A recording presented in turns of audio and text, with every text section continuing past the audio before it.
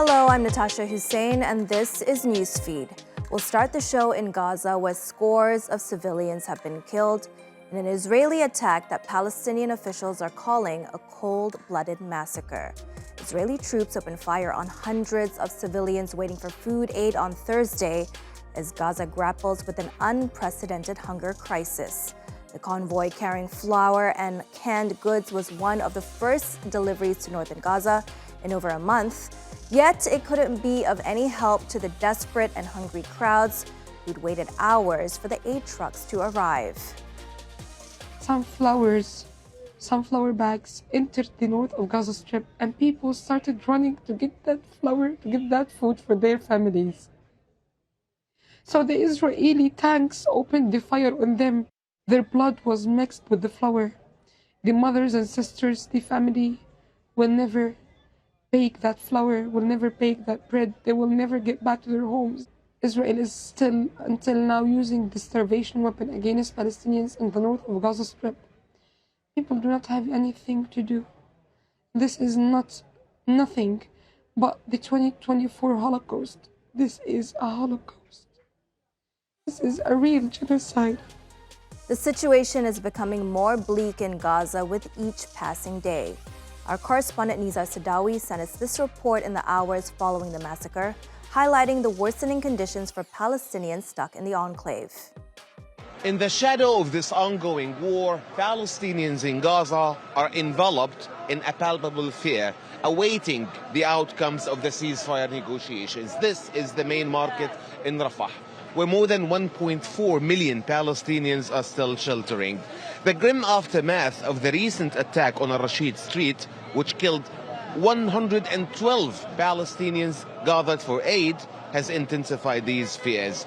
Amidst the ruins of war, the grim specter of starvation looms large, casting a chilling effect on an already catastrophic situation.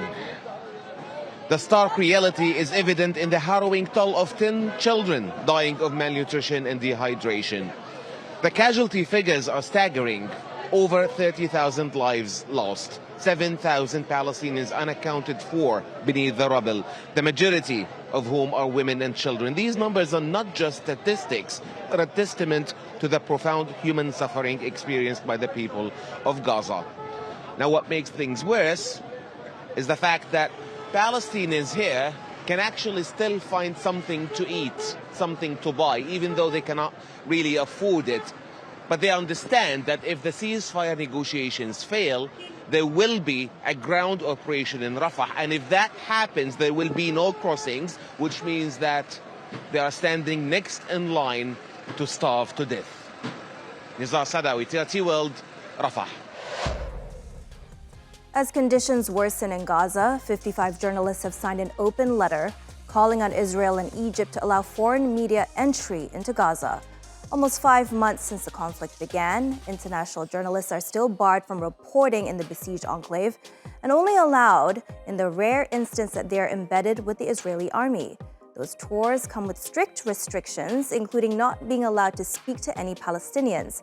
That's a far cry from what the open letter is calling for, which is free and unfettered access to Gaza. The letter was signed by big names from the BBC, Sky News, and CNN, like Christiana Mampour, Lise Doucette, and Michelle Hussein. It goes on to state that it's vital that local journalists' safety is respected and their efforts are bolstered by international media. Ensuring foreign press access would help journalists tell the full story of what is actually happening in Gaza. The letter stresses that the need for comprehensive on-the-ground reporting of the conflict is imperative. The brunt of reporting from Gaza has been by Palestinian journalists against the backdrop of intense Israeli bombardments. More than 90 Palestinian members of the press have been killed.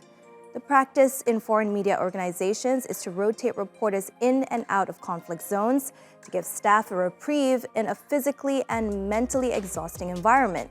But local journalists in Gaza have been stuck inside and only a few have been allowed to leave.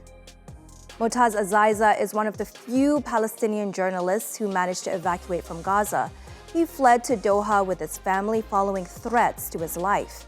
Motaz spoke to Newsfeed recently about the lingering trauma from experiencing the conflict firsthand. The guilt of the survivor It's real.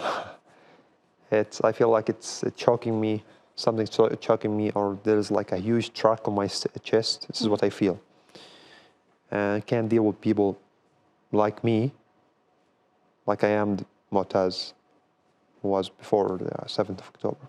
So at the same time, I'm not the only one who feels this. All the cousins feels this. So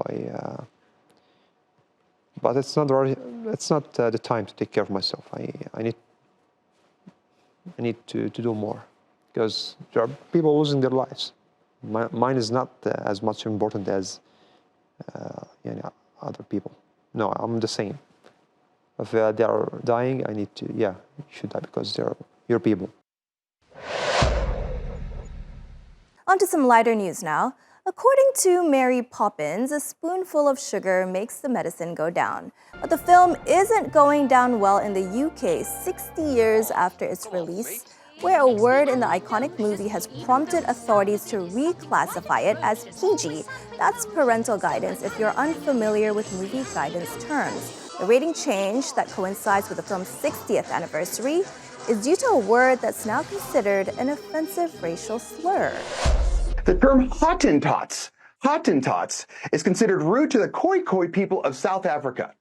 So the Khoi people of South Africa thinks that Hottentots is considered rude, so they adjusted it from a U to a PG.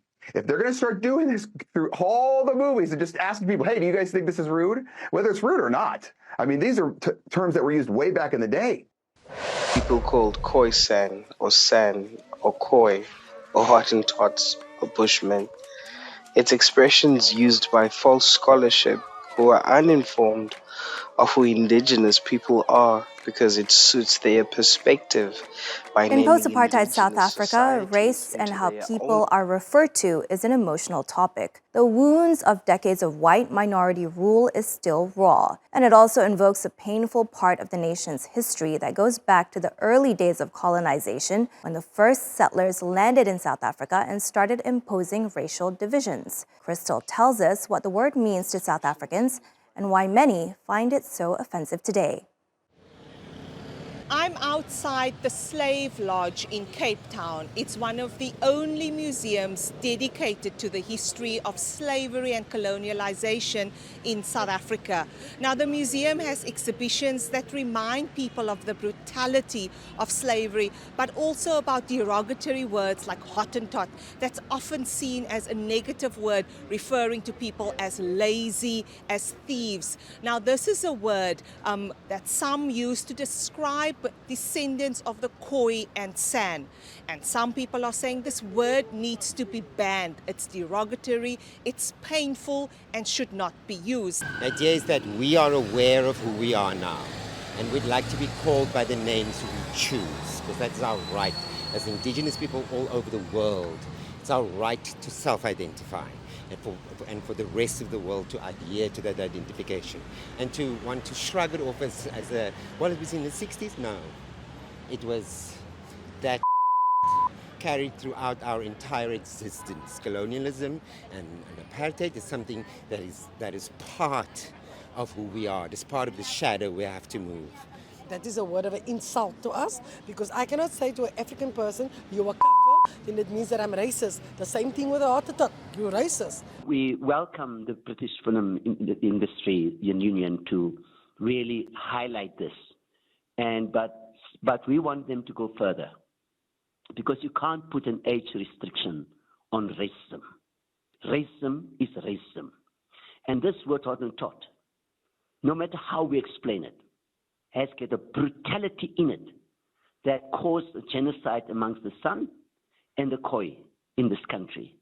The South African Human Rights Commission wants the word banned because they say it's time that we recognize First People, we recognize people like the Khoi and the San, and stop using the word Hottentot.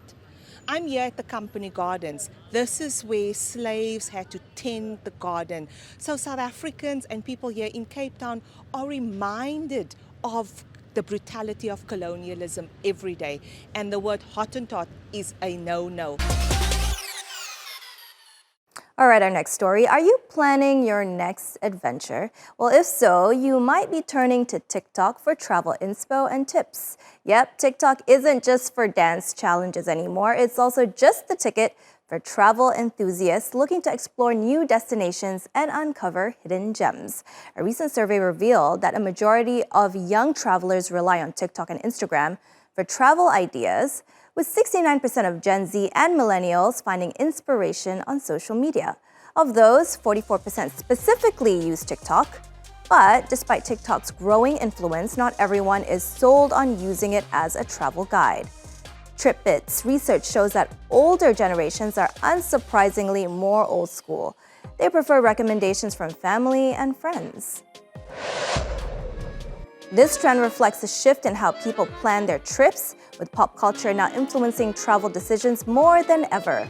Social media platforms like TikTok and Instagram showcase trendy spots and scenic locations that are Instagrammable, leading travelers to seek out places that will make their feeds stand out. However, this rise in social media-driven travel has raised concerns about over-tourism and inappropriate behavior by some influencers. This has prompted some destinations to take measures to protect their sites and communities. Nevertheless, airlines, airports, and travel companies are embracing TikTok and other social media platforms to connect with travelers. Are you happy to be in Paris? Regardless whether you like it or you don't like it, you love it, you hate it, one thing for damn sure, you are gonna respect it.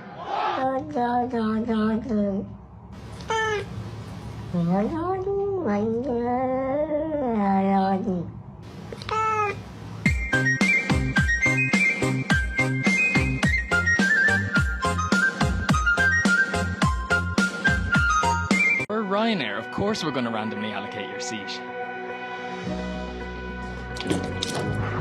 We're Ryanair. Your bag is priority, not you. Who's a good bag? Who's a good bag? Well, I myself am a huge fan of Ryanair and TikTok. Not so sure about the flights though. And that's our show. Find our latest stuff on YouTube and do subscribe to our channel. See you soon.